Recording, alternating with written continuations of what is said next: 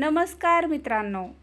अधिक मास, ज्याला पुरुषोत्तम मास, मल मास किंवा धोंड्याचा महिना म्हणूनही ओळखले जाते, हा महिना दर 3 वर्षांनी येतो.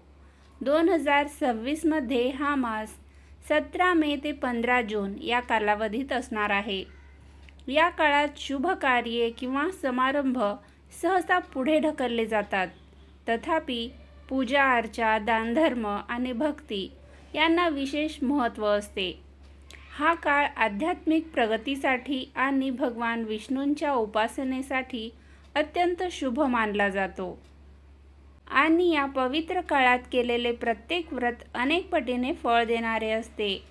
आज आपण जाणून घेणार आहोत एका अत्यंत प्रभावी आणि शुभ व्रताविषयी, ज्याचे नाव आहे 33 गोपद्म व्रत, जे भगवान श्री विष्णू यांना प्रसन्न करण्यासाठी केले जाते.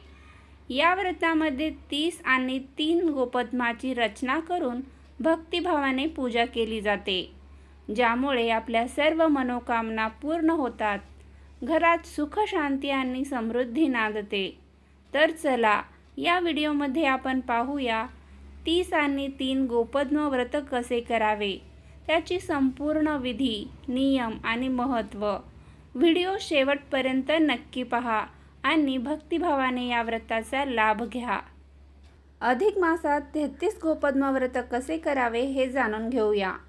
अधिक मासात 33 गोपद्म व्रत करण्याला विशेष महत्त्व आहे. हे व्रत अतिशय मंगलकारी मानले जाते. हे व्रत पूर्ण अधिक महिनाभर केले जाते. जर महिनाभर करणे शक्य नसेल तर अधिक मासातील शेवटच्या 5 दिवसात देखील हे व्रत तुम्ही करू शकता. गोपद्म व्रताच्या पूजेची तयारी आणि पद्धत जाणून घेऊया. गोपद्म व्रत सुरू करण्याच्या पहिल्या दिवशी म्हणजेच अधिक मासाच्या पहिल्या दिवशी सकाळी लवकर उठून देवपूजा करावी. त्यानंतर देवासमोर किंवा तुळशीसमोर स्वच्छ जागी 33 गोपद्मे म्हणजेच गायीची पावले रांगोळीने काढावीत. या प्रत्येक गोपद्मावर हळद, कुंकू, अक्षता आणि फुले वाहून नमस्कार करावा. त्यानंतर श्रीकृष्णार्पणमस्तु किंवा ओम नमो भगवते वासुदेवाय हा मंत्र म्हणावा. त्यानंतर 33 दिवे लावून गोपद्मांना ओवाळावे. शक्य असल्यास हे दिवे साजूक तुपाचे असावेत. अधिक मासात 33 या संख्येला महत्त्व असल्याने व्रताच्या शेवटी 33 वस्तूंचे दान दिले जाते.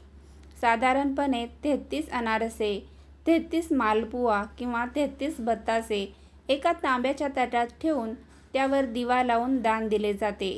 हे वाण ब्राह्मण किंवा गरजू व्यक्तीला दिले जाते. दान देताना त्यात दक्षिणा अवश्य ठेवावी. गोपद्म व्रताचे काही महत्त्वाचे नियम जाणून घेऊया.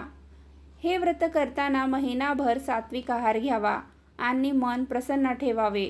जर रोज 33 गोपद्मे काढणे शक्य नसेल तर संपूर्ण महिन्यात मिळून एकूण 33 गोपद्मे पूर्ण होतील असे नियोजन करावे. मात्र अनेक जण दररोज 33 गोपद्मे काढणे अधिक फलदायी मानतात.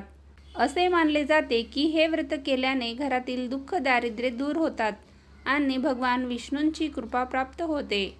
हे व्रत पूर्ण झाल्यावर शेवटच्या दिवशी उद्यापन करावे, ज्यामध्ये विष्णू सहस्त्रनामाचे पठण करणे अत्यंत शुभ मानले जाते.